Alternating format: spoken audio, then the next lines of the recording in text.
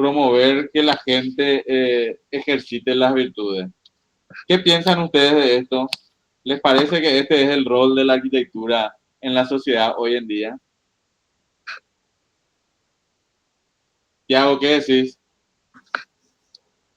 Yo creo que no es el rol porque no se le da esa importancia a la arquitectura hoy en día. Sí, yo creo que es importante que haya una buena arquitectura, que le dé a la gente las condiciones adecuadas de vida, pero no sé si, a ver, Nicolás Villalba, ¿qué decir? Que yo diría que idealmente sí debería cumplir esas funciones. Sí, Sí. sí, debería, yo creo que sí debería cumplir esas funciones. Lo que no sé es si solamente con una buena arquitectura se puede cambiar la sociedad. Eso es lo que tengo mis dudas, ¿verdad? O si hace Y falta. ¿Qué decir? aportaría porque es lo que la forma de expresión que tal vez veamos más a menudo. Sí, cierto, Nicolás. Toda nuestra vida está rodeada de arquitectura, ¿verdad? Dentro de la arquitectura, ¿verdad? Bueno, o sea que tenemos una labor importante y de mucha responsabilidad, Nicolás, ¿verdad? Los arquitectos. Vamos a ver si estamos a la altura. Bueno, en general, si nos ponemos a analizar de repente, no hay tratados ya que hablen sobre esto hoy en día, pero sí podemos de repente leer entrevistas o algunos libros por ahí escritos por algún arquitecto actual. Nos animan, creo yo, los arquitectos a tocar este tema. Hablan de sí, de mejor, de dar las condiciones de vida adecuadas, de hacer algo de lo que se habla mucho últimamente de la arquitectura como una disciplina que tiene mucha responsabilidad en el cuidado de los recursos naturales, ¿verdad? Vamos a ver después por qué en otras clases, ¿verdad? Estamos. Bueno, ¿qué otro tema les parece que puede ser de los que toca la teoría de la arquitectura? Aparte de este del rol de la arquitectura y del arquitecto en la sociedad. ¿Cuál les parece que es otro tema que permanece en el tiempo?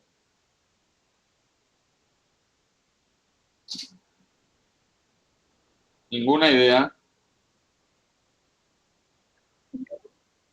El significado, sí, significado cultural, podríamos decir, la arquitectura, El reflejo del pensamiento en la época. el reflejo del pensamiento de la época en la arquitectura, sí, sí, sí. ¿Qué otra cosa les parece que puede permanecer más relacionada con el diseño en sí? ¿Alguna? Bueno, vamos a avanzar. Otro tema que suele estar presente en las teorías de la arquitectura, la formación del arquitecto. ¿Por qué les parece que tiene que estar presente? ¿O por qué les parece que está frecuentemente en las teorías de la arquitectura?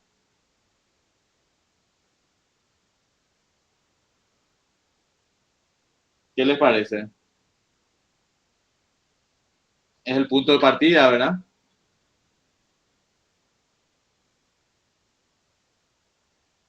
Sí, o sea, la formación va a depender del concepto o de la idea que se tenga de la arquitectura, ¿verdad? Entonces, realmente en ese sentido, el Tratado de Vitruvio es paradigmático porque para Vitruvio era tan importante el tema de la formación del arquitecto que empieza sus 10 libros con la formación del arquitecto y hace una descripción muy detallada de cómo debería ser la formación del arquitecto y por qué. Y sus ideas, digamos que no están, yo diría, para nada luego obsoletas con respecto a la formación, si las tomamos no desde el punto de vista de lo que estudian sí, sino de su concepción de cómo debería ser la formación del arquitecto. Para Vitruvio, el arquitecto tenía que tener una formación tanto teórica como práctica, ¿verdad? No habla casi de la formación práctica, solo dice que tiene que tener, pero sí habla en extenso de la formación teórica y dice, le voy a leer acá, acá tengo el libro de Vitruvio, le voy a leer porque es interesante leerlo directamente, ¿verdad? La arquitectura es una ciencia adornada con numerosas enseñanzas teóricas y con diversas instrucciones que sirven de dictamen para juzgar todas las obras que alcanzan su perfección mediante las demás artes. Este conocimiento surge de la práctica y del razonamiento. La práctica sería, Bueno, la práctica en sí, el razonamiento sería el conocimiento teórico, ¿verdad?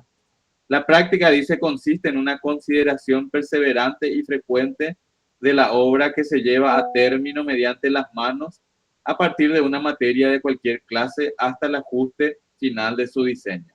Describe así en forma medio complicada, diría yo, una obra de arquitectura, la parte práctica de una obra de arquitectura.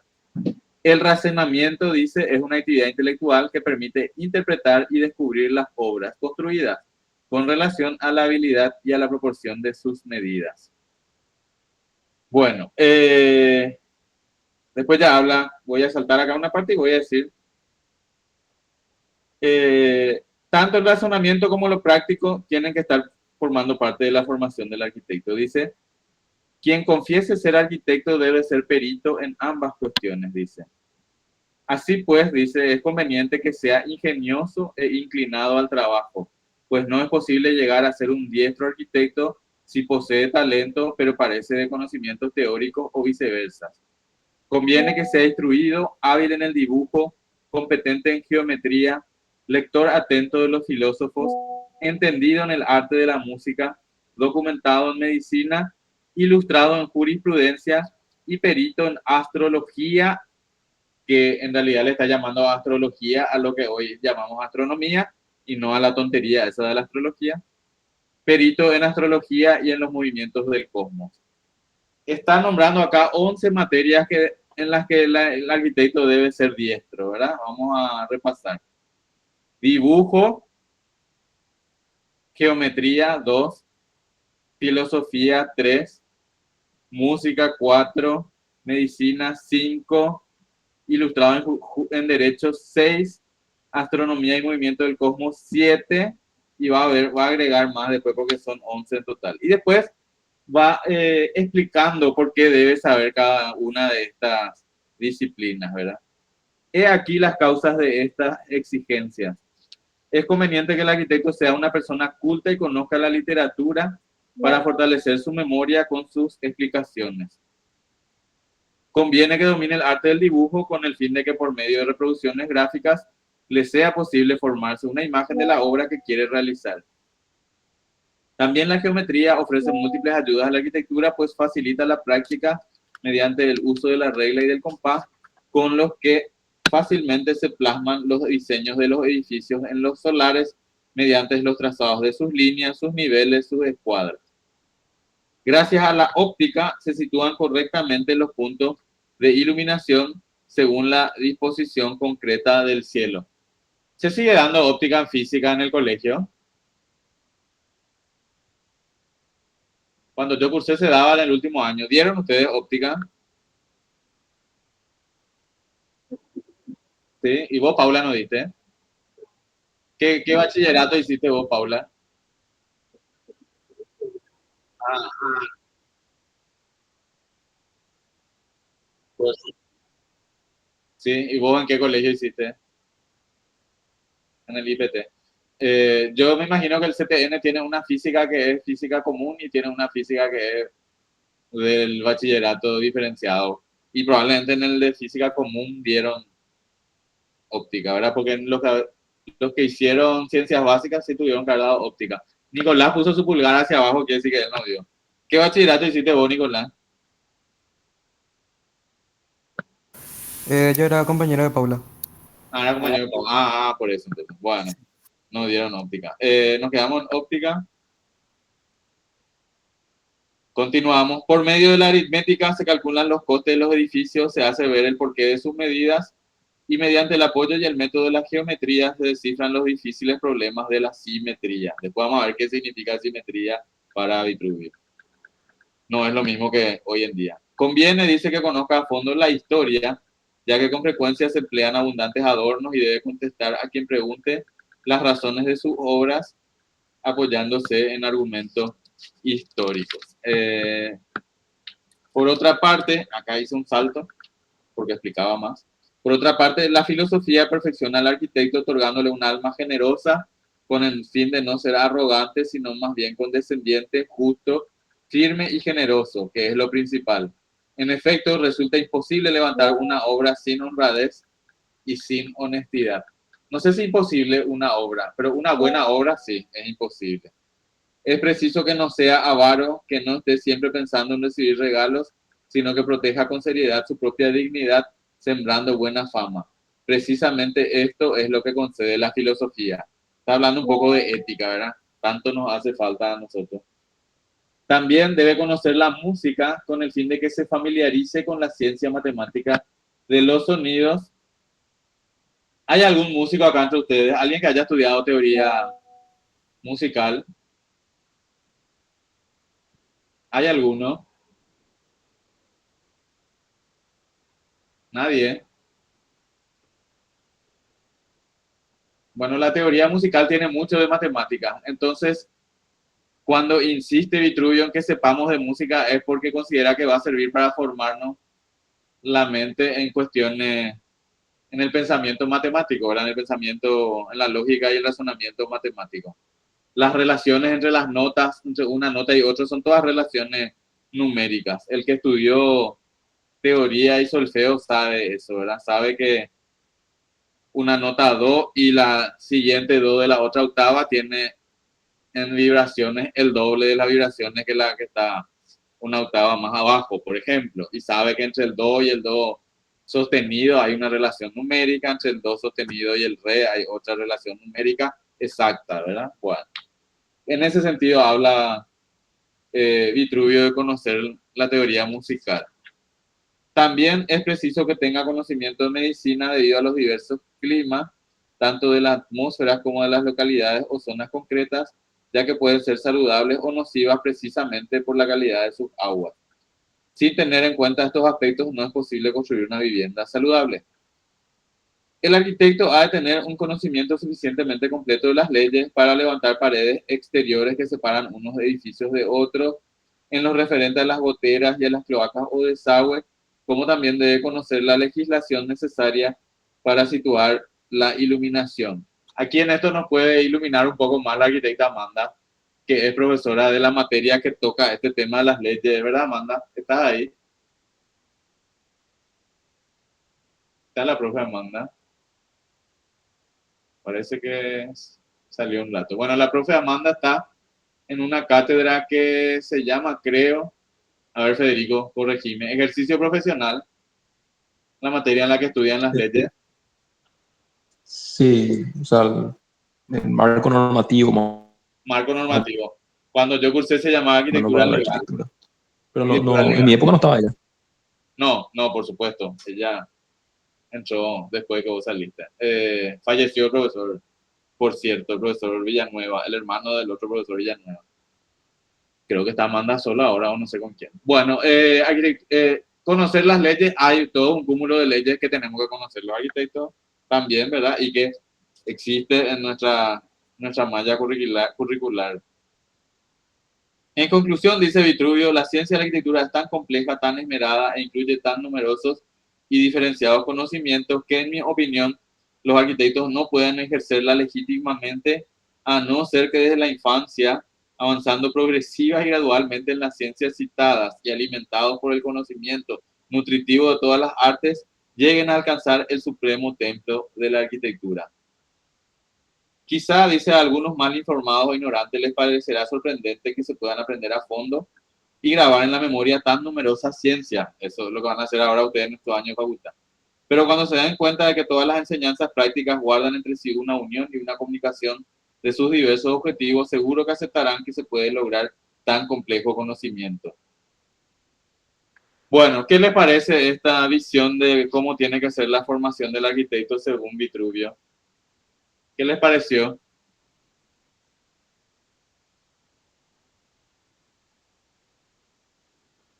¿Les parece? Yo dije antes que tiene vigencia. ¿Por qué les parece que sigue vigente esta forma de ver la formación del arquitecto?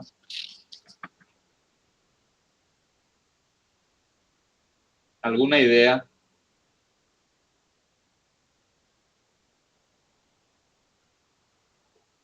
¿No?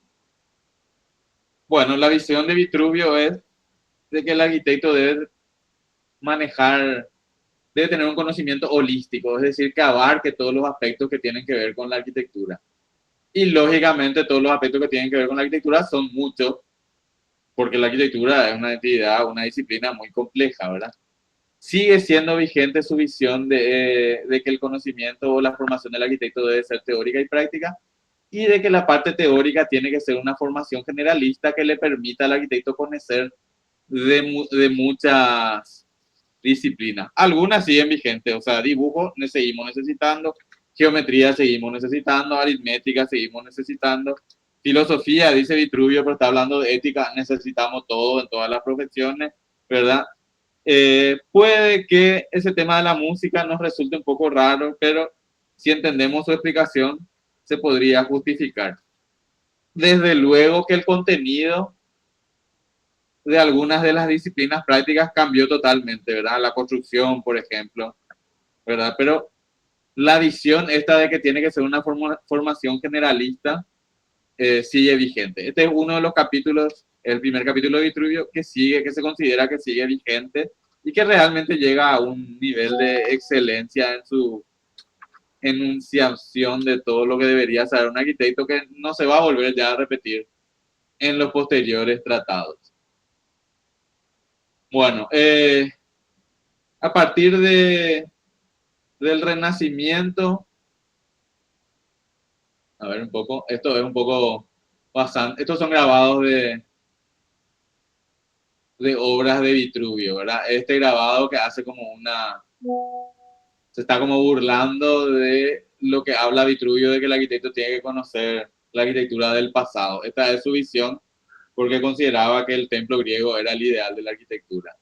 Y estos otros grabados mostrándonos lo de arriba a la izquierda, cómo debe saber de geometría, y lo de abajo a la derecha, cómo tiene que saber de astronomía para conocer el movimiento de los astros. ¿Por qué tenemos que conocer el movimiento aparente de los astros en el cielo?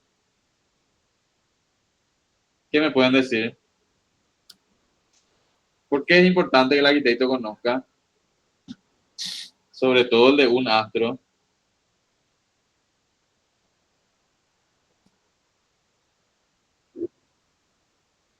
Para saber las estaciones. ¿Y qué pasa con el sol en las diferentes estaciones, Paula?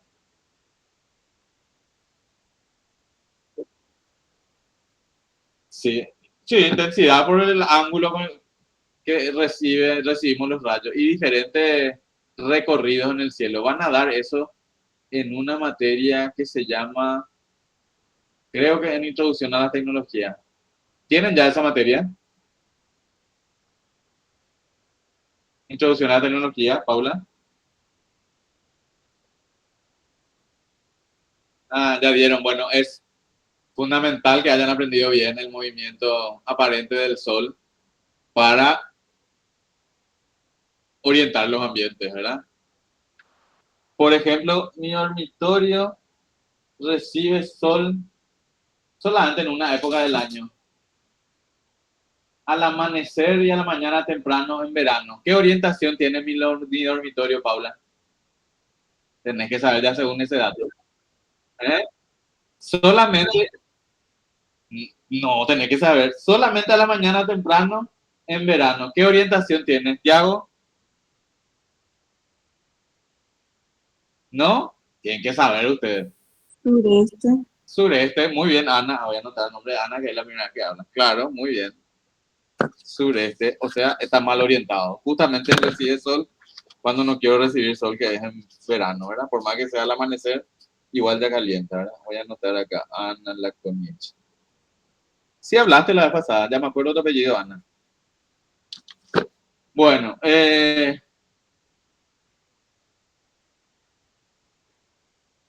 para Alberti, el gran tratadista del Renacimiento, no es el único, pero realmente su tratado es ejemplar, por más de que no haya tenido mucha influencia. Vamos a ver después por qué. Alberti va a vivir un momento en el cual al arquitecto viniendo de la Edad Media, se le va a considerar un artesano y no se le va a considerar dentro de los intelectuales, y Alberti va a querer cambiar eso. Entonces, Alberti va a proponer que la formación del arquitecto sea mucho más teórica que práctica y que se dedique más al estudio de las artes. Quiere con eso, Alberti, cambiar el rol del arquitecto o la ubicación del arquitecto en la sociedad, que deje de ser un artesano y que sea considerado como un intelectual más, como un artista, como...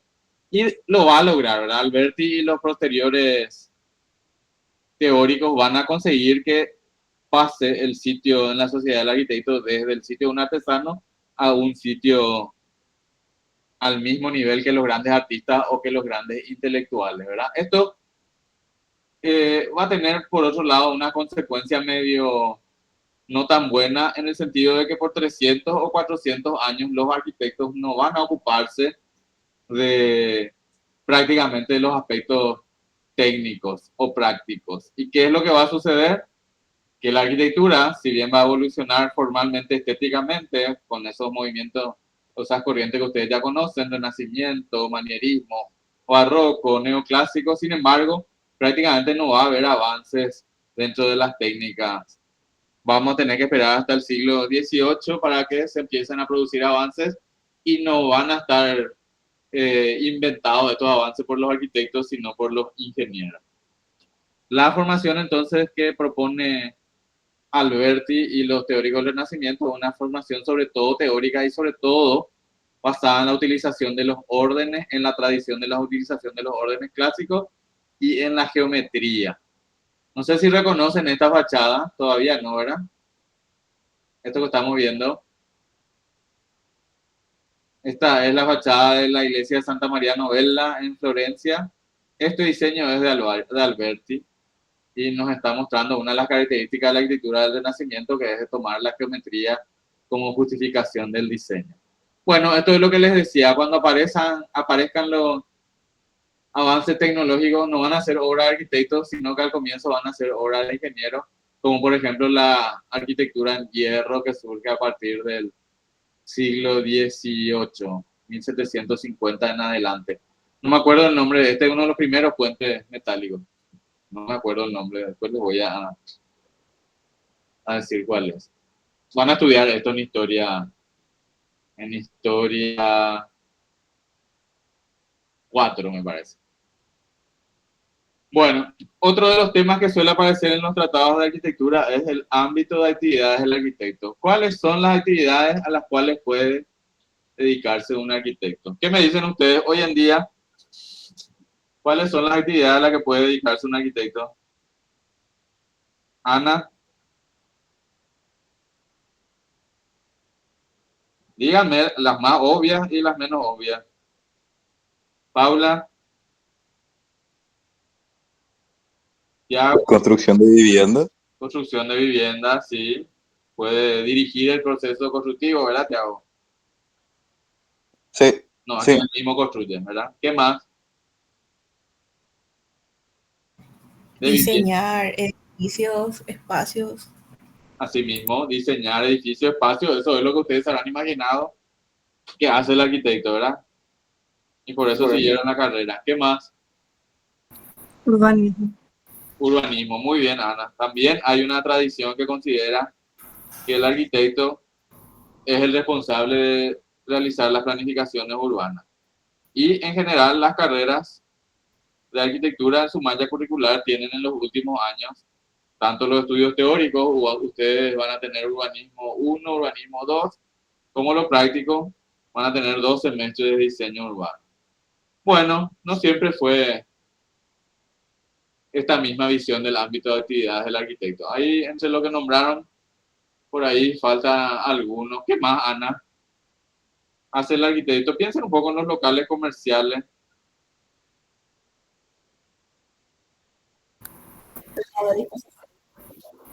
La disposición de...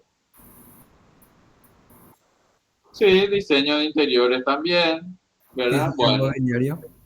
diseño de mobiliario, no sé quién habló ahí. Sí, Nico, yo. Nicolás Villalba. Organizar distintos tipos de cosas ¿De cosas en qué sentido organizar? y de todo un poco. Organizador, sí, sí, bueno. No siempre se pensó que el arquitecto tenía que ocuparse de todas estas cosas. En época de Vitruvio, para Vitruvio el arquitecto, además de diseñar edificios y dirigir la construcción de los edificios, también tenía que diseñar maquinaria y fortificaciones, por ejemplo, ¿verdad? Esto, por ejemplo, es una rueda elevadora de agua graficada según las recomendaciones o según lo que indica Vitruvio de cómo debe construirse una rueda elevadora de agua. Esto hoy en día en manos de quién está, diseño de maquinarias. Ingeniería. Una ingeniería, ¿verdad? Ingeniería, no sé si es electromecánica, industrial, no sé cuál es la que... Para Vitruvio, en la época de Vitruvio, el arquitecto tenía que ser también capaz de diseñar las maquinarias que iba a utilizar en obra, como esa grúa que vemos ahí, ¿verdad? Esto hoy en día ya no nos encargamos. Los relojes de la época también diseñaba el arquitecto y no tenemos acá, pero también las fortificaciones. No solamente las construcciones civiles, sino también las fortificaciones. Eran todas partes de las actividades del arquitecto.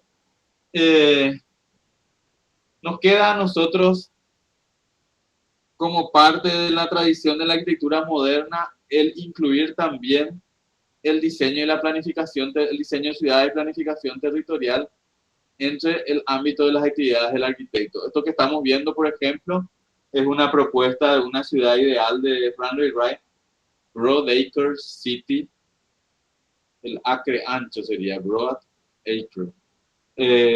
Y así como Frank Lloyd Wright, también otros maestros de la arquitectura moderna hicieron su propuesta de urbanismo. Esta propuesta de quién es, a ver, ¿reconocen?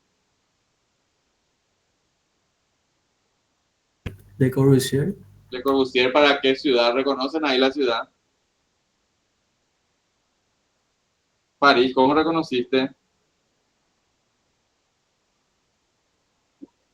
Esa islita en forma de barco que está ahí, ¿ven? Eso es la isla de la Cité de París, ¿verdad? Y esa plaza está delante de Notre Dame, por ejemplo. Bueno,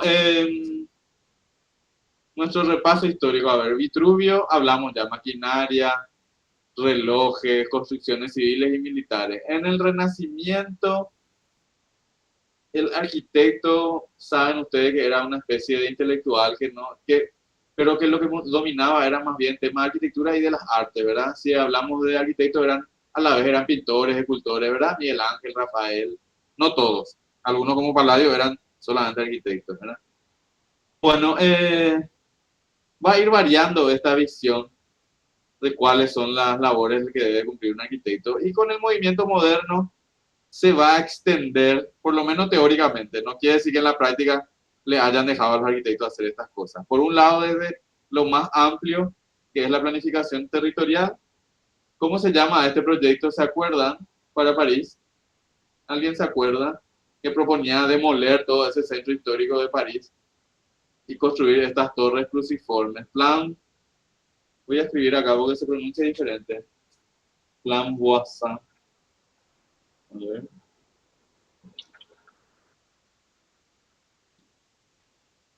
Voisin. Plan Voisin de Corbusier para París. Por supuesto que fue muy polémico porque proponía destruir todo el París histórico, ¿verdad? No creo que haya tenido realmente esa intención de Corbusier, sino que más bien es como un manifiesto, ¿verdad? De cómo debería ser la ciudad para él. Y por un lado se va hacia lo más amplio y por otro lado la labor del arquitecto se va también hacia lo más pequeño. ¿Reconocen esta casa, este interior?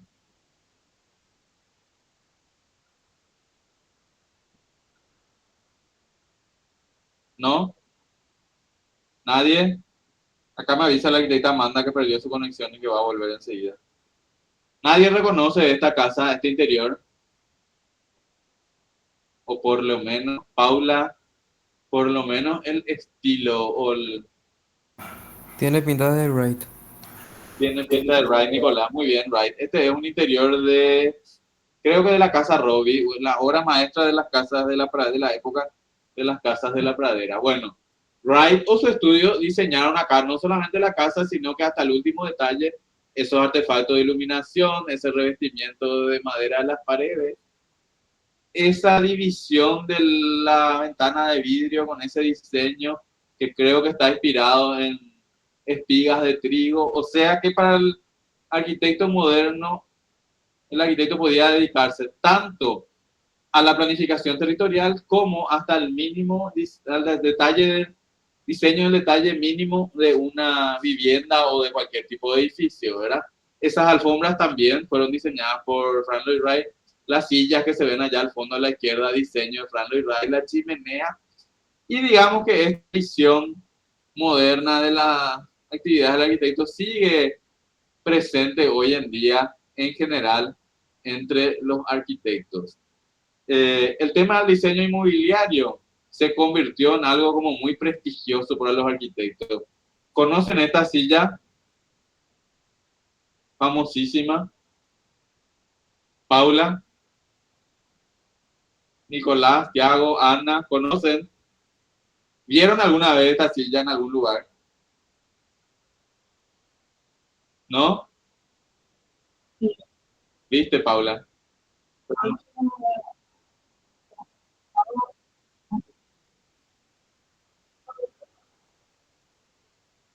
De esta silla, ¿te pudiste sentar, Paula?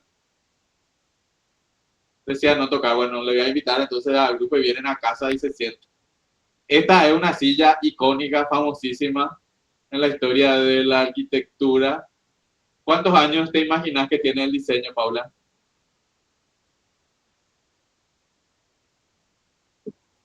40, o sea, 1985 por ahí. ¿Qué dicen? ¿Cuántos años tiene este diseño? 100 por ahí.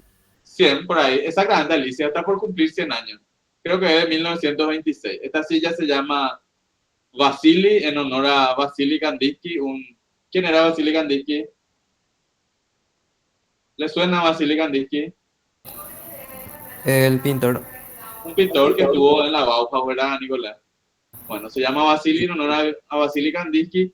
El diseñador es el arquitecto Marcel Breuer, no sé si pronuncio bien su apellido, un arquitecto húngaro que estudió en la Bauhaus, después emigró a Alemania con la Segunda Guerra Mundial.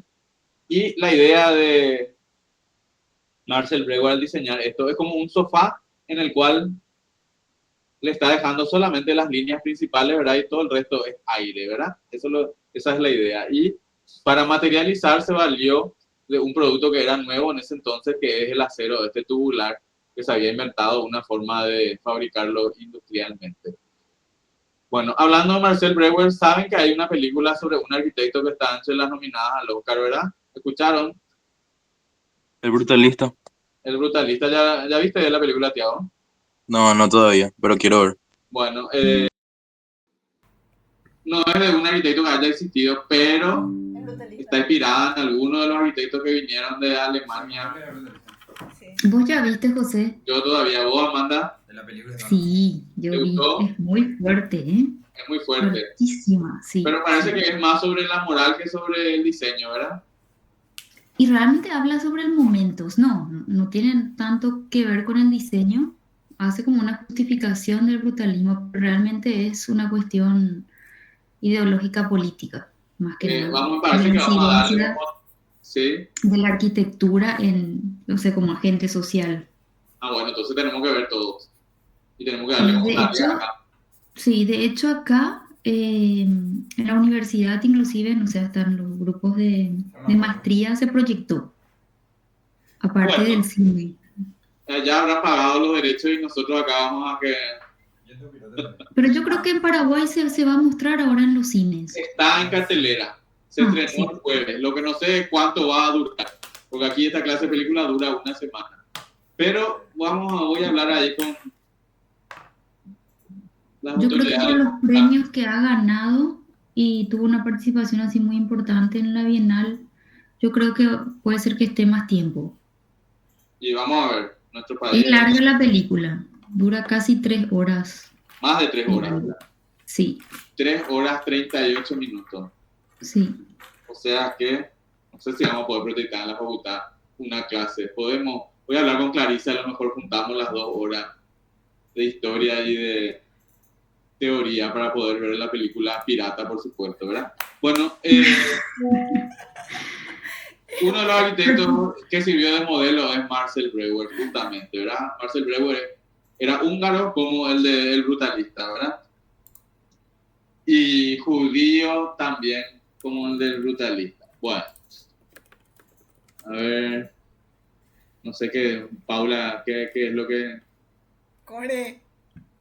Por el tema de que iban a proyectar la película. Pero yo creo que después va a estar en las plataformas y si tenemos acceso a esas plataformas se puede hacer con una cuenta Sí. oficial. No puedo descargar de mi página digital. Bueno, este tema del diseño inmobiliario sigue teniendo un prestigio especial entre los arquitectos, ¿verdad? Esto que estamos viendo es un comedor diseñado por Richard Mayer. ¿Cuándo le estudiaron a Mayer ustedes en el CPA? Yo sé que le estudiaron.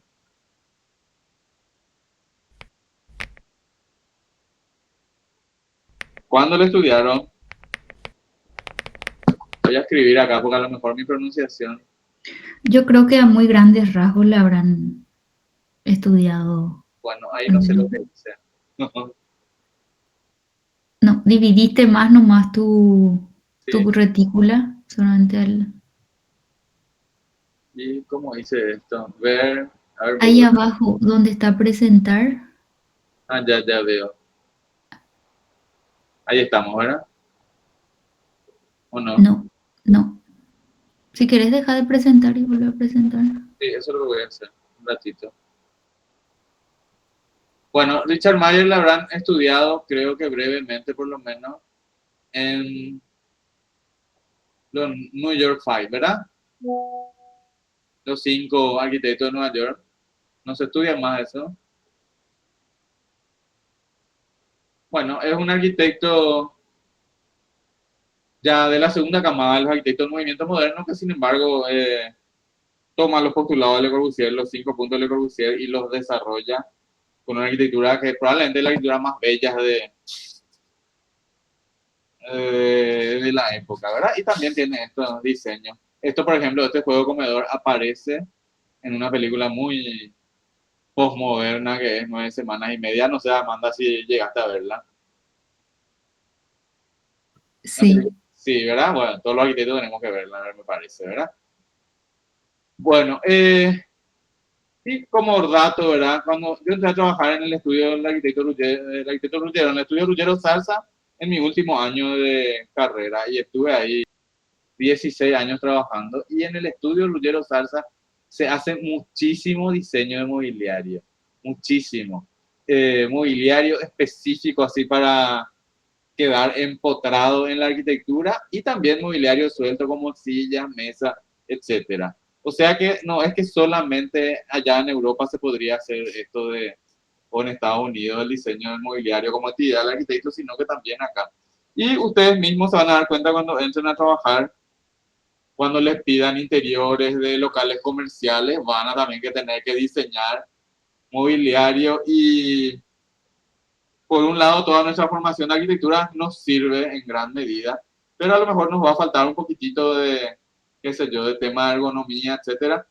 Así que yo no sé si les sirve como crédito cursar alguna materia de diseño industrial. ¿Les sirve, Amanda? Como crédito. Sí le sirve. Creo que hay una de mobiliario que es como transversal hasta inclusive a las otras carreras también. Hay una que dicta el arquitecto Quintín Fernández sobre equipamiento, pero no sé si es sobre diseño. No sé si es sobre medidas, etcétera. Pero yo les diría que si les interesa, cursen esa materia, les va a servir para su labor profesional. Hoy en día,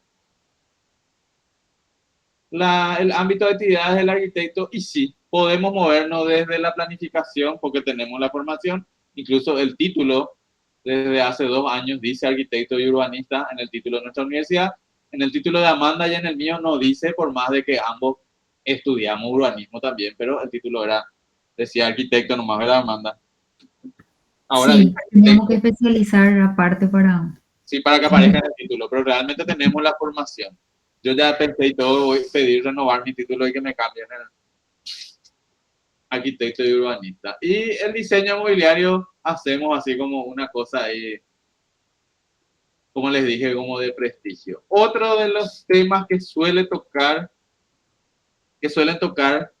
las teorías de la arquitectura es el código de conducta profesional. Si bien vivimos en un país en el cual parece que los códigos de conducta ni existen ni son respetados, ¿verdad? Sin embargo, este es un tema serio en cualquier sociedad organizada y civilizada, porque no se puede vivir en sociedad si no nos manejamos con ciertos códigos de conducta. Y dentro de la profesión, ciertos códigos de conducta profesional. A ver si encuentro lo que marqué por acá, que dice Vitruvio, por ejemplo. Otro de los capítulos de Vitruvio que mantiene su vigencia es justamente el que habla sobre el código de conducta profesional. A ver un ratito. Si encuentro. Hace unas recomendaciones Vitruvio que son unas recomendaciones que siguen vigentes hoy en día. Por ejemplo, le recomienda al arquitecto que sea cauto a la hora de tomar los trabajos, que le estudie bien al cliente, que no se apure, ¿verdad? Que sea muy minucioso en su trabajo, que se dedique con toda su energía y todos sus conocimientos a su trabajo. Habla también Vitruvio de que el presupuesto que realiza el arquitecto debe ser muy exacto, incluso dice que si el presupuesto supera el 25%, o sea, si el costo final supera el 25% de lo presupuestado por el arquitecto, dice que el arquitecto tiene que encargarse de pagar eso, esa diferencia. Por ejemplo, yo sé de muchos arquitectos famosos hoy en día que van a ir a la ruina si se cumpliera esto, ¿verdad, Amanda? Allá en España hay uno, no es barcelonés, es valenciano, pero cada una de sus obras tenía unos Totalmente. costos gigantescos y ni qué decir el mantenimiento de sus obras, ¿verdad? A mí particularmente nunca me gustó. Muy llamativa, pero no me parece buena arquitectura. Estoy hablando ¿de quién estoy hablando? Amanda, de Calatrava, Me ¿verdad? vas a hacer decir a mí el nombre. Estoy hablando de Calatrava, por ejemplo. Muchísimos problemas judiciales tiene por ese tema de los costos de obra. Bueno, no estoy encontrando acá. Otra recomendación a ver, acá creo, de Vitruvio con respecto al código de conducta. Dice que el arquitecto tiene que manejarse con humildad y no ofrecer no ofrecer el mismo su trabajo, sino esperar a que se le pida, dice, por ejemplo. Esto es discutible hoy en día, ¿verdad? A ver, ¿qué más?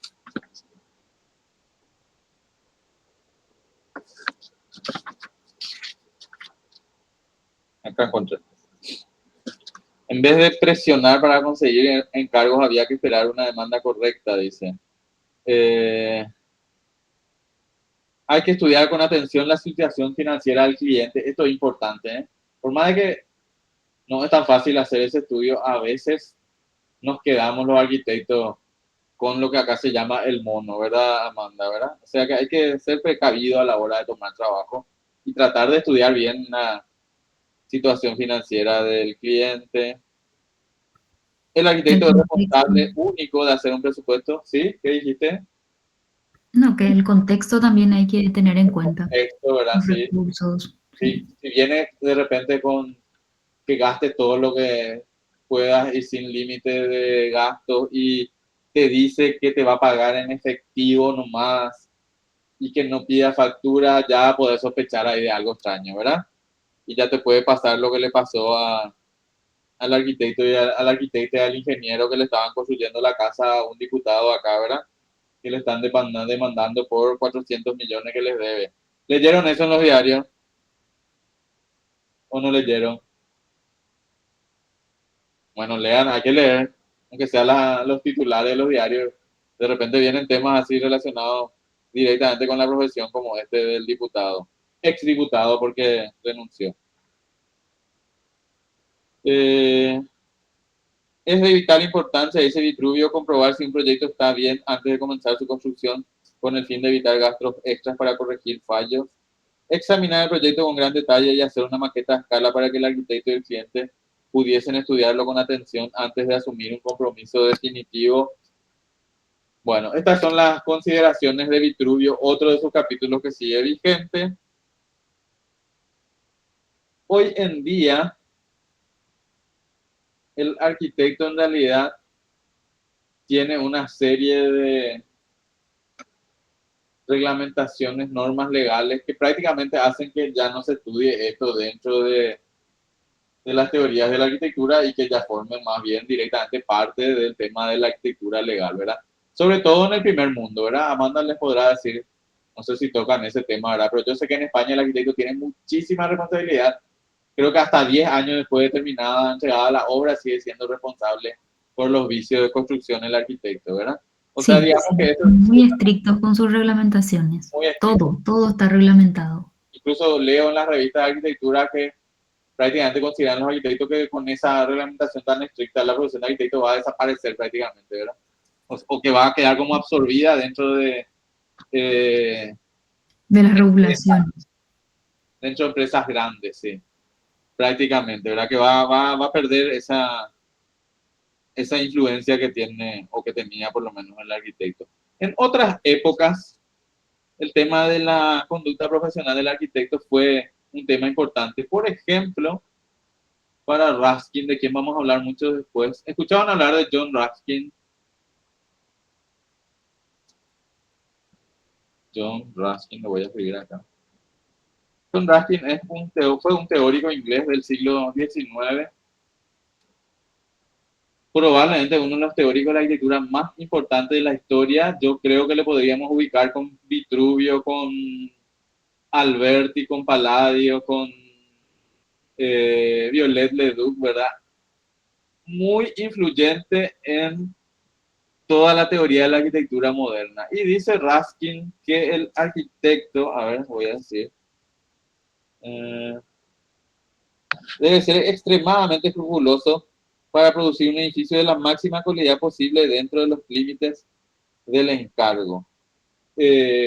Incluso habla él de él escribió un libro que se llama Las 7 lámparas de la arquitectura. Cada una de esas lámparas es como un criterio que hay que aplicar a la hora de hacer la arquitectura. Hay una lámpara que se llama sacrificio y dice que tanto el cliente como el arquitecto tienen que sacrificarse para dar lo mejor de ellos mismos para conseguir llevar a cabo esa obra de arquitectura. Bueno, vamos a hablar más de Ruskin en otros puntos porque es importantísimo. La historia de la arquitectura moderna aparece en una película que está en las plataformas que se llama Mr. Turner, que es sobre la vida de un pintor inglés del siglo XIX, Turner. ¿Viste la película, Amanda?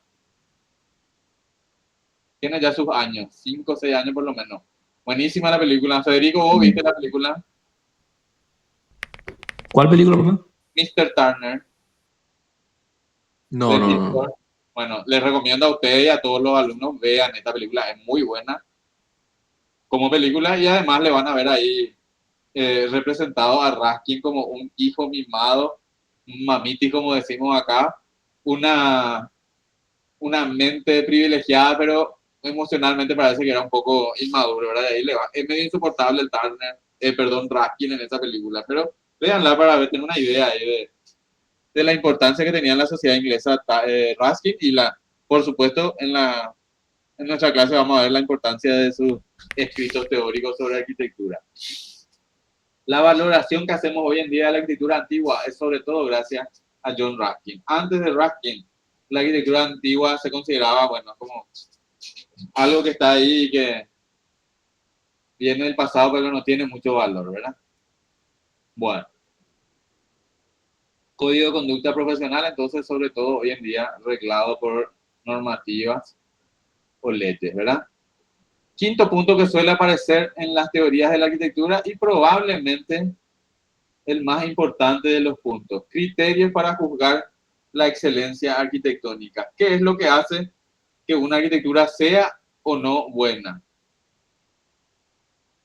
Y este punto es el que hace que la arquitectura deje de ser una mera construcción utilitaria para convertirse en una obra de arte, una obra digna de contemplación. Bueno, ya desde Vitruvio, que se habla de los criterios para juzgar la excelencia arquitectónica, con esto Vitruvio le pone la arquitectura a la altura de las bellas artes, ¿verdad? Le saca de su lugar de simple disciplina utilitaria y habla de unos criterios Vitruvio que realmente si analizamos su significado, su concepto, sí siguen siendo vigentes hoy en día, por más de que sean más útiles para juzgar probablemente la arquitectura basada en los órdenes clásicos, ¿verdad? Habla de 6 criterios de juicio: ordenación, disposición, euritmia, simetría, decoro y distribución. Y explica cada uno de estos criterios a qué se refiere, ¿verdad? El criterio de ordenación viene a ser hoy en día una distribución de la planta de tal forma que permita la realización correcta de la función que en ella tiene que realizarse y que a que dicha planta tenga como un orden y una lógica. Eso sería ordenación. Ordenación de las partes del edificio sería. Y disposición, que suena parecido, ¿verdad? Se refiere más bien a la sección, o sea, al corte y al alzado, ¿verdad? En la forma en que se organizan los volúmenes del edificio para conformar un todo, ¿verdad? La euritmia se refiere a las partes del edificio en sí, al diseño de las partes del edificio y a que las mismas estén bien diseñadas considerando solo la parte. Y sin embargo, la simetría, diferente a nuestro concepto de simetría, se refiere a la forma en que se organizan en un edificio las partes entre sí para formar un todo. Como ven, prácticamente son aspectos, estos dos últimos por lo menos, de aspectos plásticos, ¿verdad? Ordenación y disposición serían una combinación de aspectos plásticos con aspectos funcionales también, ¿verdad? El decoro, esta sí es una palabra más común hoy en día. ¿A qué les parece a ustedes que se refiere el criterio del decoro para Vitruvio?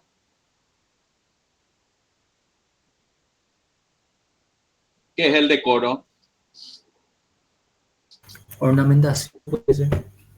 Una ornamentación, ¿cómo es tu nombre? Horn, dice ahí. Sí, ¿Y cómo se te llama? Horn. por mi apellido, Chen. Chen, bueno. Ornamentación y el hecho de que esa ornamentación esté adecuada para el tema, ¿verdad, Chen? Sí, Sí, ¿verdad? Hay temas que probablemente no deberían estar muy ornamentados, ¿verdad, Chen? Temas edilicios, digo. sí. Por ejemplo, hospitales creo que no hace falta. Hospitales o incluso con más razón depósitos o industrias, ¿verdad? Sí, Y sin embargo hay otros temas que sí deberían tener un cuidado mayor en el detalle. ¿Qué, por ejemplo, decís, Chen? en teatro o Sí, muy bien. Bueno, algo que, ¿cómo? algo que relaciona más con el arte. Museos, diría, ¿verdad? Sí, Iglesias, ¿verdad? Bueno, a esto se refiere el decoro, que el grado de detalle o de configuración o de diseño de un edificio tiene que estar relacionado con la función o con el tema de edificio, ¿verdad? Así como ustedes no se van a ir a clase en traje de baño, por ejemplo, por decoro, ¿verdad? Así también, o sea, hay cierta arquitectura que no puede o no debería ser simplemente una cosa utilitaria. Por ejemplo, yo sé que empezaron ahora con el paleocristiano por la escasez de medios del cristianismo cuando recién nacía. La arquitectura paleocristiana es muy austera, ¿verdad? ¿Vieron hoy en clase de historia? ¿Vieron diapositiva? ¿O no vieron? Sin embargo, el arquitecto paleocristiano trata del interior, por lo menos, darle un cuidado más, una decoración con mosaicos, etcétera, de tal forma a ponerle a la altura de lo que se va a realizar dentro de la iglesia, ¿verdad? Que es la comunicación con el ser superior, ¿verdad? Por ejemplo, ¿verdad? Hoy en día vemos esto que por falta de medios de repente hay iglesias o capillas que son simples tinglados, ¿verdad? Para Vitruvio esto está faltando al decoro, por ejemplo. Es como la proporción sería en el detalle o en el diseño. Por último, el sexto criterio de juicio de Vitruvio, la distribución. Su nombre no nos da mucha idea, pero está hablando de la utilización de los recursos, de la utilización correcta de los recursos materiales, económicos, ¿verdad? Bueno, estos criterios de Vitruvio, como dije antes, podrían seguir aplicándose, aunque son más útiles para aplicar a la arquitectura que está basada en los órdenes clásicos. Estos criterios de juicio, digamos que de una manera u otra van a conservarse durante todo el periodo del Renacimiento, el posterior desarrollo de arquitectura manierista, barroca, etcétera, pero cuando viene la revolución industrial y hay este cambio brutal de todo el estilo de vida y de la forma de producción, es como que va a quedar desfasado ese estudio de Vitruvio de alguna manera. Entonces hay que empezar algo nuevo, y John Ruskin es el que en su libro Las 7 lámparas de la arquitectura, que estamos ahí viendo en su versión inglesa, pero tengo por acá la versión en castellano, va a hablar de los criterios de juicio, tocando 7 puntos que son, le llama él las 7 lámparas de la arquitectura. Y les voy a leer acá cuáles son esas 7 lámparas.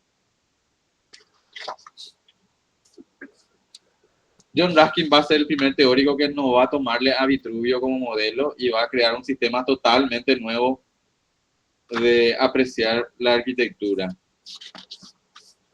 Y como les dije, va a ser muy influyente en la teoría del movimiento moderno. Las 7 lámparas son los criterios de excelencia. El primero, ya le comenté antes, el criterio del sacrificio, dice, se refiere al efecto positivo que tiene un edificio que tanto el cliente como el arquitecto le dediquen toda su energía, también los constructores, por supuesto, ¿verdad? Una atención constante, apoyo al trabajo, ¿verdad? Que forma un poco parte de esos criterios, de ese código de conducta profesional, ¿verdad? Bueno, otra de las lámparas, no tenemos acá escritas, no, es la lámpara el criterio de la verdad, la lámpara de la verdad, que va a ser probablemente la más importante después para la configuración de la teoría de la arquitectura moderna, porque lo que va a decir Ruskin es que no hay que mentir en un proyecto de arquitectura, no hay que disfrazar un material para que parezca otro, sobre todo si queremos que parezca un material más caro. No hay que disfrazar la estructura de un edificio para que parezca que está construida de otra manera. Esto va a tener una influencia fundamental en la teoría de la arquitectura moderna. No sé qué pensaría Ruskin del nuevo baño de accesibilidad universal para profesores que se hizo. No sé si ya viste, Federico, el nuevo baño ahí de la zona de profesores de la facultad. No sé si ustedes ya vieron, ahí cerca de la secretaría. Bueno, este nuevo baño que se hizo para adecuar que sea de accesibilidad universal, el de baño de profesores que está adentro, ahí cerca del decanato y de las oficinas, se cambió el revestimiento de paredes y el revestimiento del piso. Y se colocó un revestimiento de paredes y piso, un porcelanato que es símil mármol, o sea que uno ve y no sabe si es mármol o es porcelanato. Y si nos manejamos según el criterio de Ruskin, del criterio de verdad, que también es el criterio que maneja la arquitectura moderna, ¿qué les parece a ustedes? ¿Qué pensaría Ruskin de ese baño? Está simulando ser mármol y es porcelanato. ¿Qué les parece? ¿Le parecería apropiado a Ruskin? Acabo de decir, ¿qué me dicen? ¿No le parecería? Yo creo que no. No, ¿verdad? Sí. Le voy a preguntar ahora al decano, ¿qué pensaría Ruskin de este baño? Le voy a preguntar, ¿verdad? Porque está simulando ser un material más caro y eso es como un pecado en la teoría de la arquitectura moderna. Bueno, me gustó una frase que dijo el arquitecto Solano Benítez una vez en una charla, dijo que a él no le gusta el porcelanato porque el porcelanato parece que no sabe lo que quiere ser. A veces quiere ser madera, a veces quiere ser mármol, a veces quiere ser hormigón. Entonces a Solano, que está imbuido, digamos, de la teoría de la arquitectura moderna, sobre todo en el tema de la verdad, entonces no le gusta por eso el porcelanato. ¿Por qué el porcelanato no es directamente porcelanato y no deja de intentar ser otra cosa, verdad? Bueno, eso lo dijo Solano a su estilo, ¿verdad? Una forma mucho más simpática de decir las cosas. O sea, yo creo que llega más también decirlo de esa manera, ¿verdad? Bueno, los otros criterios de los que habla, o las otras lámparas de las que habla Raskin son la lámpara de la fuerza, la lámpara de la belleza, la lámpara de la vida, la lámpara del recuerdo, la lámpara de la obediencia. Les dejo ya a ustedes que lean el resumen que está en nuestro libro Phil Ean sobre cada una de estas lámparas. Estos criterios de juicio de la arquitectura son los que hacen que la arquitectura se convierta en algo digno de contemplación, ¿verdad? Es lo que le eleva a la arquitectura al nivel de las demás artes, ¿verdad? Cuando llega el siglo XIX y llega Viollet-le-Duc, va a ser como una recopilación o una compilación de muchos aportes teóricos y va a crear una teoría de la arquitectura propia que va a ser tan importante que se le va a considerar a Leduc el padre de la teoría de la arquitectura moderna. Y bueno, y Viollet-le-Duc va a decir que la arquitectura buena es la que responde correctamente a una serie de necesidades. O sea, que resuelve esas necesidades y hace una correcta utilización de los recursos. El criterio de juicio, entonces, para Viollet-le-Duc, que va a ser parte del criterio tomado por la arquitectura moderna, es el de la racionalidad. El diseño como algo completamente racional, que tiene excelencia cuando responde a las necesidades por las cuales fue creado y lo hace utilizando racionalmente los recursos de los que se dispone. ¿Se entiende esta visión de Viollet-le-Duc en cuanto al criterio de juicio de la arquitectura? Este es un criterio totalmente racional que es el que va a primar en la teoría de la arquitectura moderna y hasta hoy en día prácticamente, ¿verdad? Bueno, seguimos hasta aquí. ¿Vamos bien? ¿Se entiende? ¿Qué me dicen? Acá vamos a hacer un poco un repaso hasta ahora de lo que vimos. ¿Cuál fue el primer tema que vimos?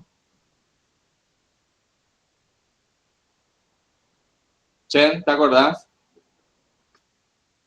¿Qué es la teoría de la arquitectura? Sí, pero ya digamos entre los temas usuales en las teorías de la arquitectura. La formación del arquitecto. Antes vimos otro, Marta, cuando vos estabas viajando, El papel de la arquitectura. el papel de la arquitectura y del arquitecto en la sociedad, ¿verdad? ¿Quién dijo? Alicia. Sí, profe.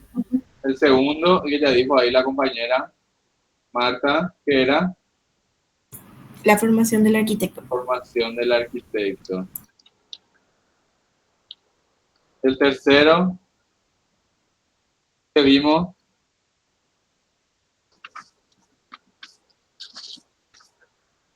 ¿cuál era?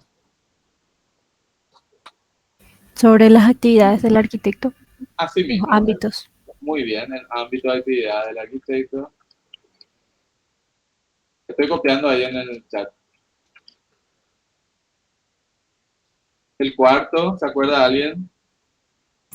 El código de conducta profesional. Código, muy bien. Código de conducta profesional. El quinto, que vimos recién. Criterios para juzgar la excelencia arquitectónica. Así mismo, muy bien, Alicia. Estás tomando nota vos, Alicia, ¿verdad? Sí, profe. Muy bien. Bueno, nos quedan dos más que vamos a ver a continuación. Justificación del diseño.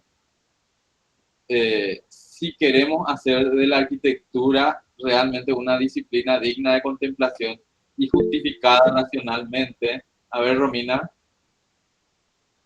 levantaste la mano. En una pregunta.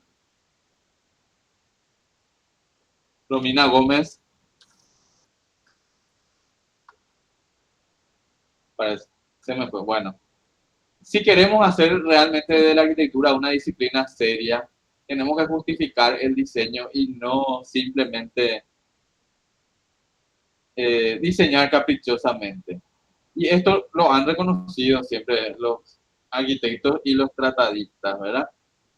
Y han hecho una justificación exhaustiva del diseño, ¿verdad?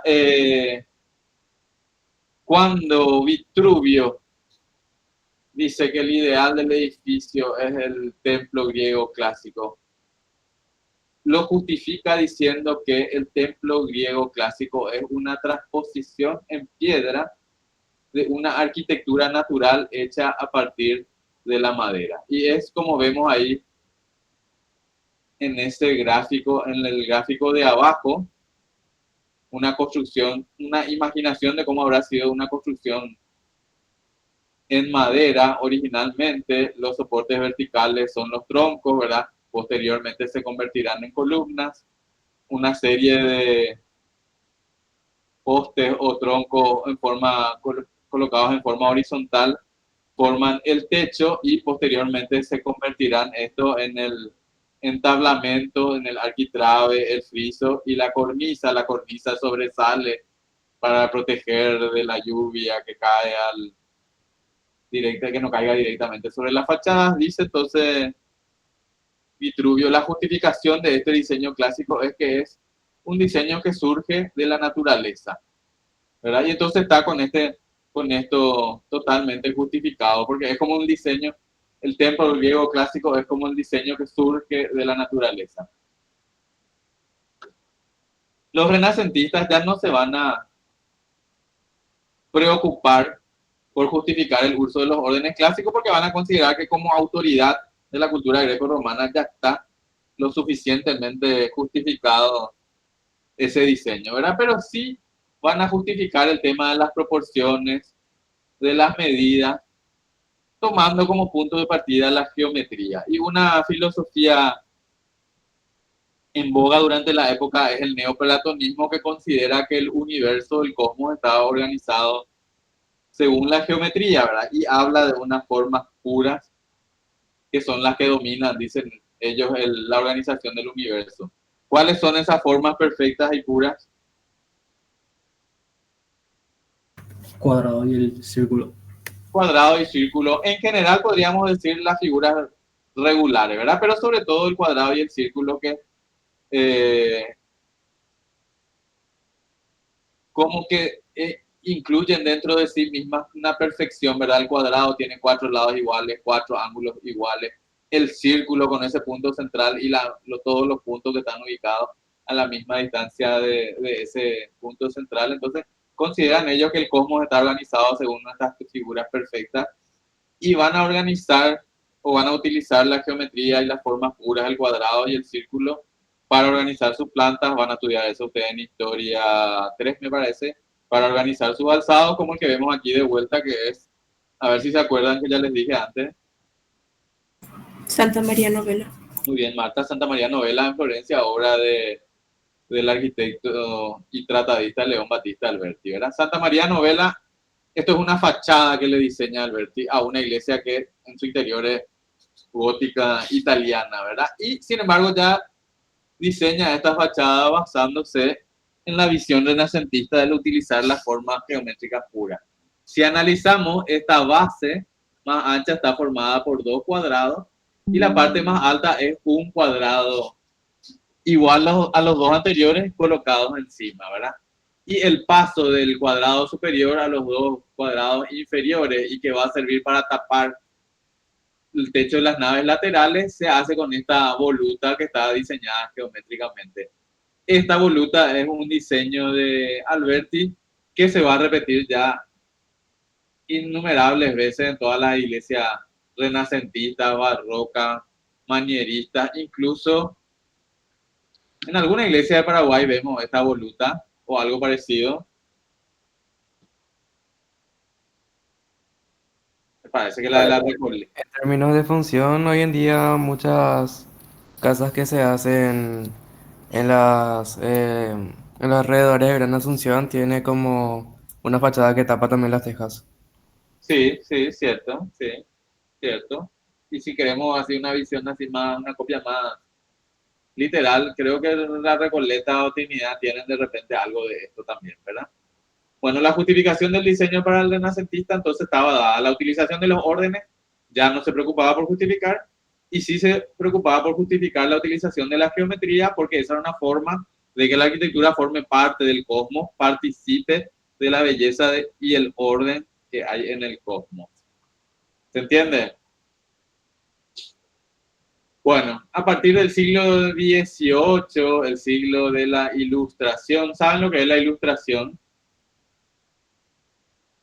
¿Estudiaron en historia en el colegio?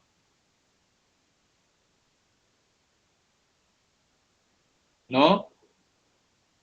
Bueno, la Ilustración es un movimiento de pensamiento surgido en el siglo XVIII que trata de que todos los aspectos de la vida del ser humano sean regidos por la razón.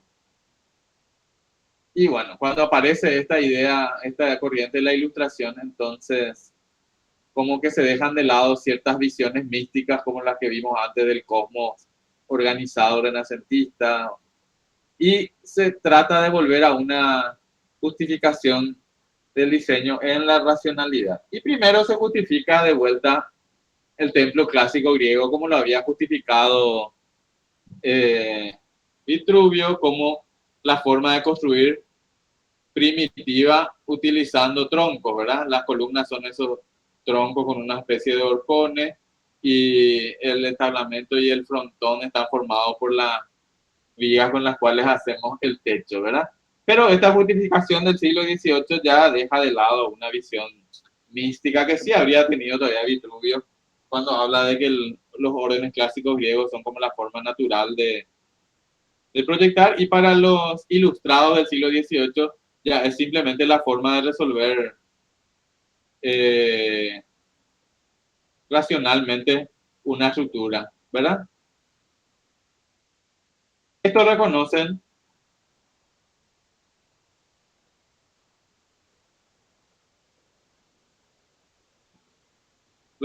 este modelo.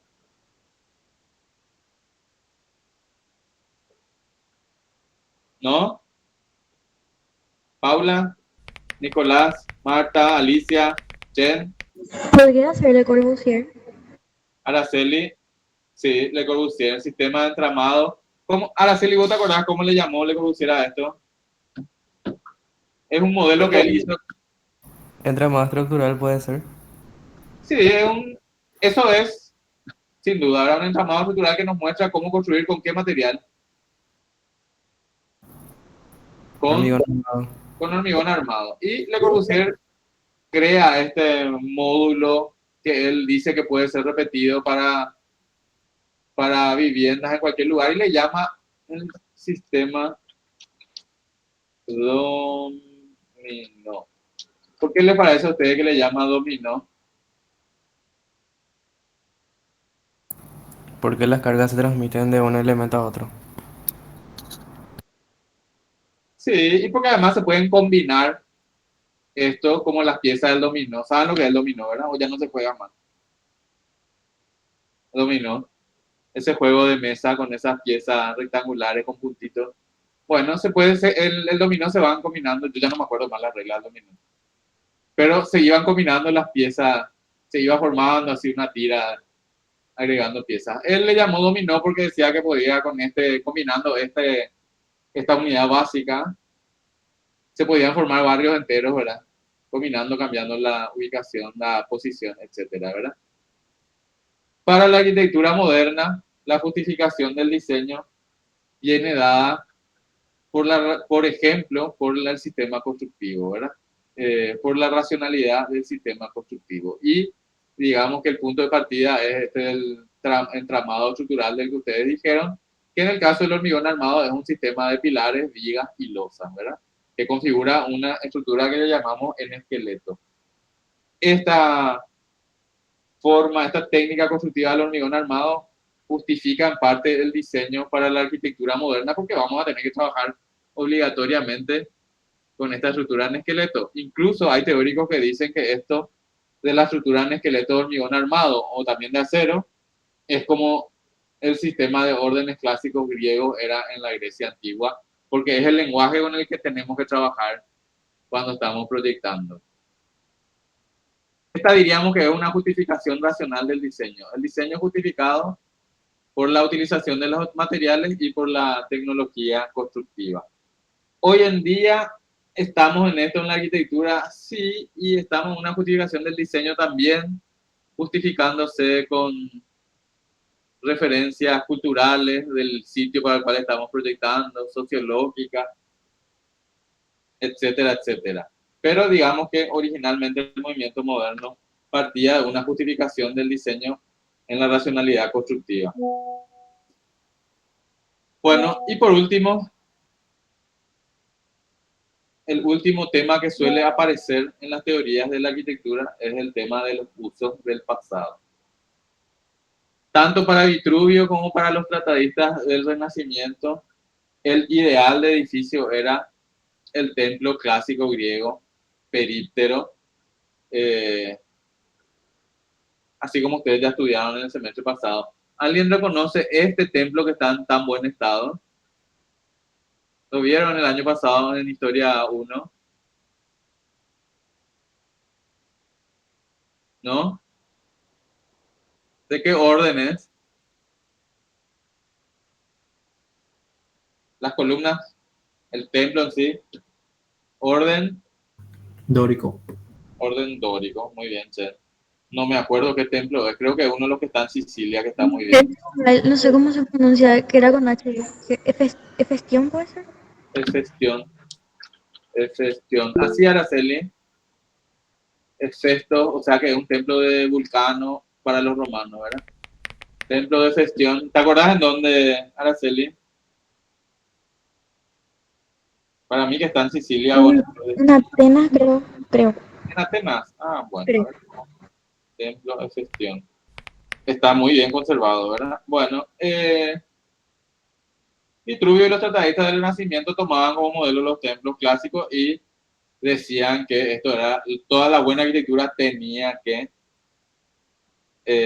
manejarse según los criterios de... Está en Atenas, ¿cierto? Tienen razón, es cuestión. Dórico, períptero y hexástilo. A ver de qué año es.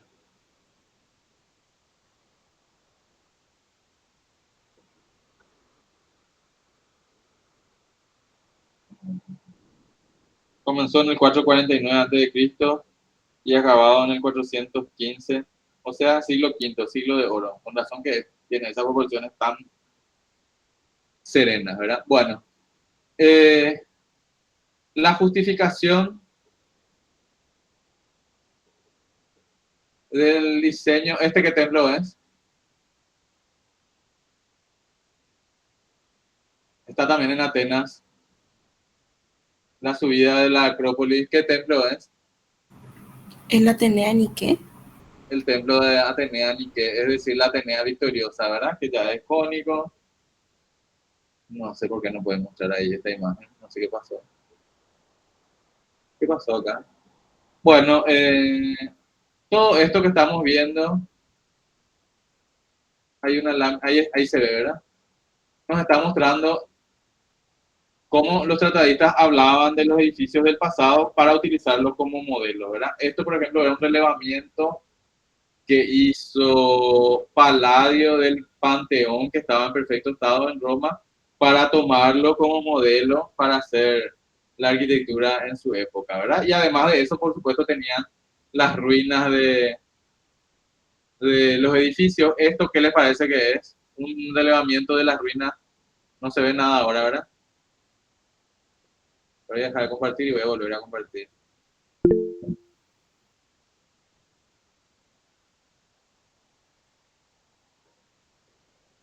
No, voy a apagar y volver a abrir.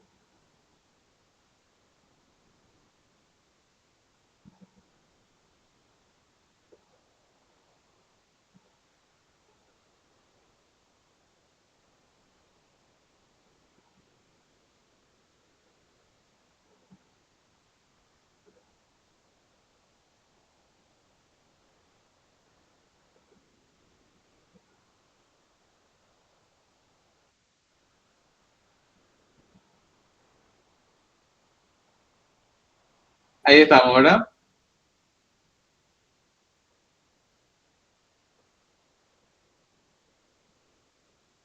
Bueno, Vitruvio y los tratadistas del Renacimiento tomaban la arquitectura del pasado como modelo de una arquitectura ideal, como modelo de la arquitectura que debía realizarse. Estos reconocen para ello, algunos como Serlio o Palladio hacen un relevamiento de las ruinas existentes.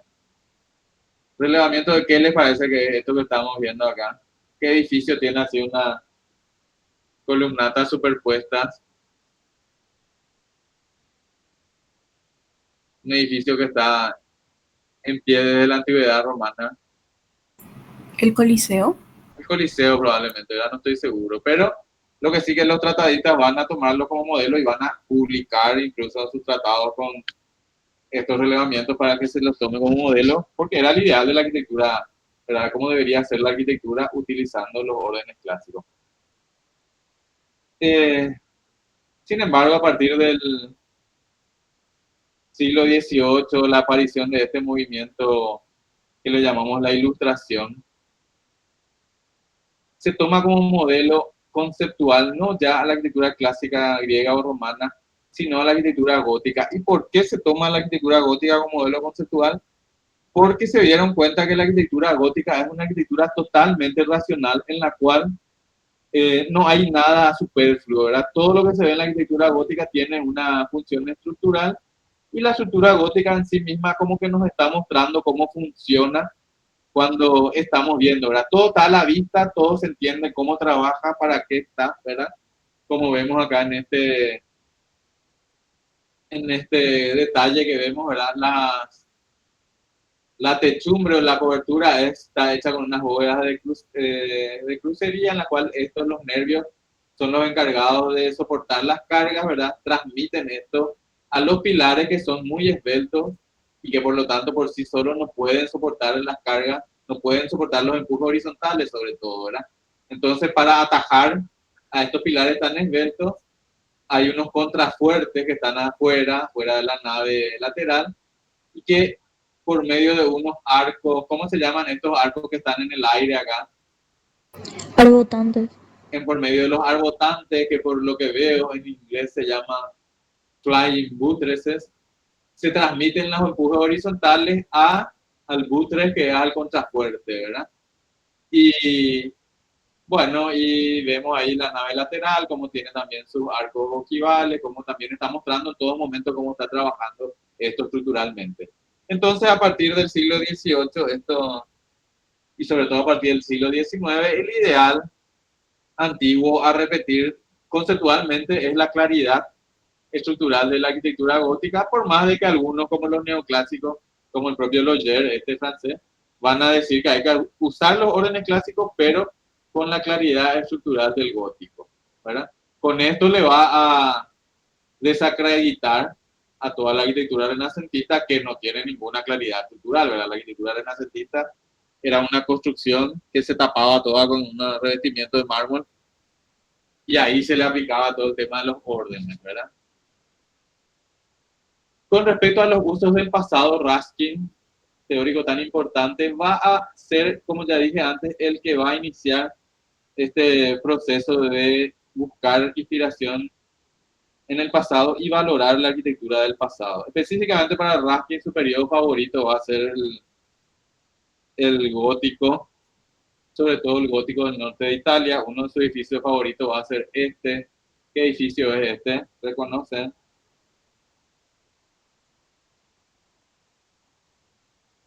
Famosísimo, repetido hasta el hartazgo en todos lados, ¿verdad? ¿Qué ciudad es? Ahí está la pista, en el agua. ¿Qué ciudad es, Araceli? Puede ser Venecia, no sé, no conozco la obra. Venecia, y la obra es el Palacio de los Duques de Venecia, o sea, es la sede del gobierno de Venecia, y este va a ser uno de los edificios favoritos de Ruskin. Ruskin sobre todo va a hablar de los usos del pasado como para utilizarlos como ejemplo de cómo la arquitectura del pasado servía para transmitir valores morales, sobre todo mostrando ese cuidado por el detalle que tiene la arquitectura del pasado. Viollet-le-Duc, el teórico francés del siglo XIX, que es considerado el padre de la teoría de la arquitectura moderna, va a tomar diversos momentos de la historia de la arquitectura para tomarlos como modelo. No va a tomarlos como modelo formal, sino como modelo conceptual. Quiere decir que él no dice que tenemos que copiar literalmente esta arquitectura del pasado, sino que tenemos que tomarla conceptualmente. Va a tomar, por un lado, la antigüedad clásica greco-romana que vemos a la izquierda. Sobre todo va a tomar esto como modelo en el sentido de esa búsqueda de una belleza, de una perfección formal. De la arquitectura romana, ¿qué tema les parece que es esta planta? Es una planta de arquitectura romana de qué tema? ¿Reconocen? ¿Vieron ya esto en Historia 1? Es una terma. ¿Y cuál es la característica de la terma? Espacialmente. ¿Se acuerdan? Si abajo tiene todo su sistema de calefacción de agua, sí, eso es un punto de vista técnico. Pero espacialmente, ¿cómo es una terma? ¿Qué vemos en las ruinas esas que quedan? Es una arquitectura espacialmente muy rica, ¿verdad? Y majestuosa. Hay una serie de espacios con diferentes tipos de bóvedas, espacios que se encastran, se intersectan, etc. Viollet-le-Duc va a tomar la arquitectura de las termas romanas como ejemplo de riqueza espacial y va a propugnar de que la nueva arquitectura tiene que tener esa riqueza espacial, por supuesto no copiada literalmente, ¿verdad? Además, va a tomar de vuelta al gótico como modelo, así como Loger, por su claridad estructural de vuelta, como el ejemplo del edificio racional que nos muestra racionalmente cómo está construido, y va a tomar lo que vemos a la derecha, es un castillo renacentista francés. Del castillo y de la arquitectura renacentista francesa va a tomar su libertad en la organización de los espacios y de los volúmenes, siguiendo simplemente directrices funcionales. El castillo renacentista francés no se preocupa por ser simétrico, ni por tener una planta simétrica y un alzado simétrico, sino que va ubicando los diferentes elementos según la necesidad. Bueno, estos son los 4 momentos de la arquitectura que Viollet-le-Duc va a tomar como modelo cuando habla de los usos del pasado, para proponer su teoría de la arquitectura moderna. En ningún caso él dice que hay que copiar la forma, sino que hay que copiar conceptualmente la belleza del templo clásico griego, la espacialidad de las termas romanas, la claridad estructural, la racionalidad de la iglesia gótica y la adaptación a la función de la arquitectura de los castillos renacentistas franceses. Bueno, en cuanto a los usos del pasado, cuando viene la arquitectura moderna, sí, se va a producir como un rechazo a la arquitectura del pasado y se van a proponer nuevas formas inspiradas. ¿En qué les parece que están inspiradas estas formas que estamos viendo aquí? Que son unos dibujos de un teórico italiano, Tanteglia. ¿En qué les parece que están inspiradas estas formas que son las que él proponía para la nueva arquitectura para el siglo XX? ¿Qué parecen estos edificios? Fábricas. Fábricas, ¿qué más puede ser, Nicolás? El de la derecha, ¿qué parece? Es una represa, ¿verdad? Sí. Bueno, los primeros modernos van a rechazar, por lo menos formalmente, todo lo que sea la arquitectura del pasado.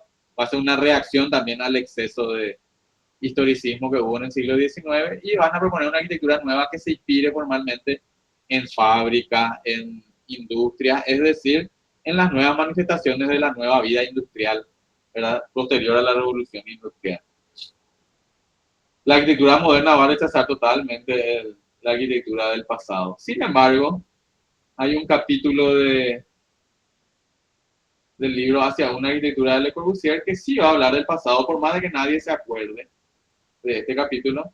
Le Corbusier va a hablar en su último capítulo de la poesía y dice que nos inspiremos en los edificios del pasado para ver la forma en que esos edificios tienen poesía.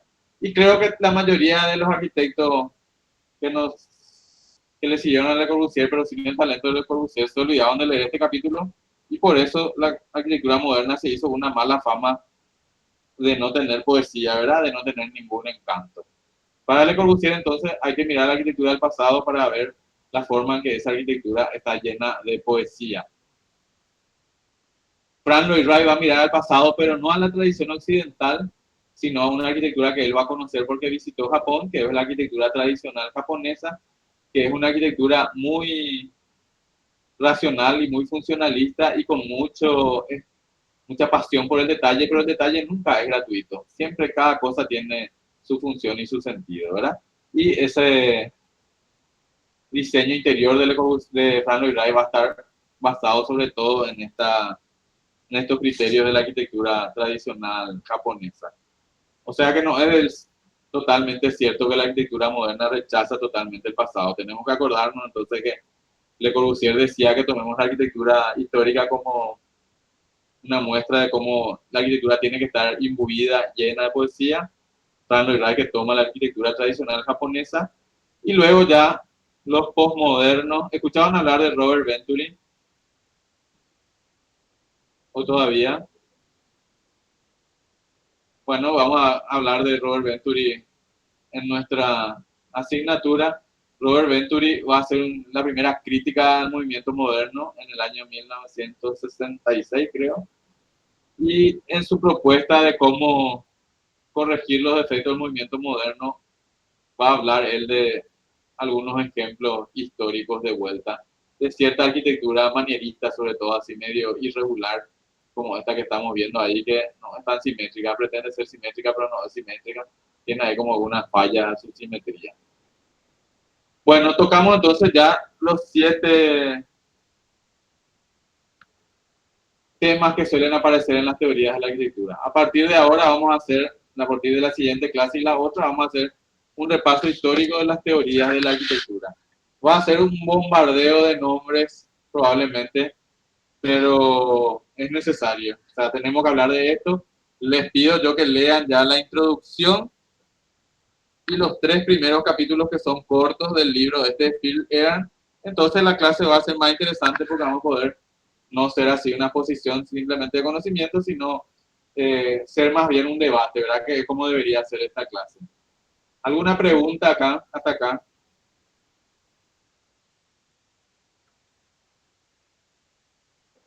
¿No? Ya es nuestra hora casi, ¿verdad?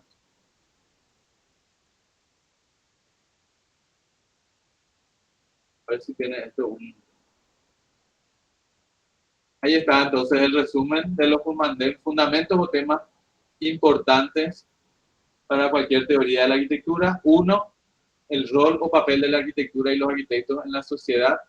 2, la formación del arquitecto. 3, no sé si alguien quiere leer. Nicolás, ¿tenés a la vista? Sí. 3 actividades, ámbito de actividades del arquitecto. 4, código de conducta profesional. 5, criterios para juzgar la excelencia arquitectónica. 6, justificación del diseño. 7, usos del pasado. Yo diría que últimamente en el 5 se está concentrando el tema de los tratados, que no son más tratados, ¿verdad? Son más artículos de revista, ensayos, etcétera, ¿verdad? Y probablemente es el más importante, ¿verdad? Criterios para juzgar la excelencia arquitectónica. ¿Qué es lo que hace que la arquitectura sea o no sea buena, ¿verdad? Bueno, preguntas, comentarios. ¿Se entendió hasta acá? Sí, profe. ¿Sí? Sí, profe. ¿Anda el sistema de dar clases así? ¿Sirve? ¿Funciona? Díganme algo. Sí, profe. ¿Sí? Bueno. Nos vemos el martes entonces a la misma hora, a las 11 en punto. Profe, tengo una consulta. Sí, Matías. Te escucho. Para la generación de trabajo práctico, ¿dónde puedo subir o mandar? Sí, en el foro voy a habilitar un espacio donde van a ir poniendo la lista de los integrantes del grupo Y cuando el profe termine, o sea, el siguiente de hoy en 15, vamos a hacer como ya con los temas y a qué temas les va a tocar a cada grupo, una vez que tengamos Entonces, todo. en el foro, profe, porque se me cortó. En el foro, ¿sí? Yo Pero voy a habilitar ahora. Matías creo que quiere exonerar el trabajo práctico porque ya hizo el semestre anterior. No sé si vale la pena, tan chiquitito de nuestro trabajo práctico, Matías. Y no sé si vale la pena que pidas exoneración, demasiado poca cosa. Igual voy a poner, pero siempre las cosas que nos envíes, poner en el foro consultas, entonces ahí se nos queda registrado también. Bueno. Perfecto. Mando entonces, profe. Vos preguntaste asistencia, vos me escribiste ayer, Matías. Sí, yo te escribí, profe, yo te escribí. Bueno, asistencia no solemos luego tomar, ¿verdad? O sea, mi asistencia es anotar los nombres de la gente que participa en clase. O sea, para nosotros eso es la asistencia, Paula. Así que estás muy presente, Paula, vos porque participás en clase. Y esa es la asistencia, participar en la clase. No es firmar una hoja y después escaparse, ¿verdad? Nada de eso, es participar en la clase. Bueno, estamos hasta el martes entonces. Bueno, profe, gracias. Dale.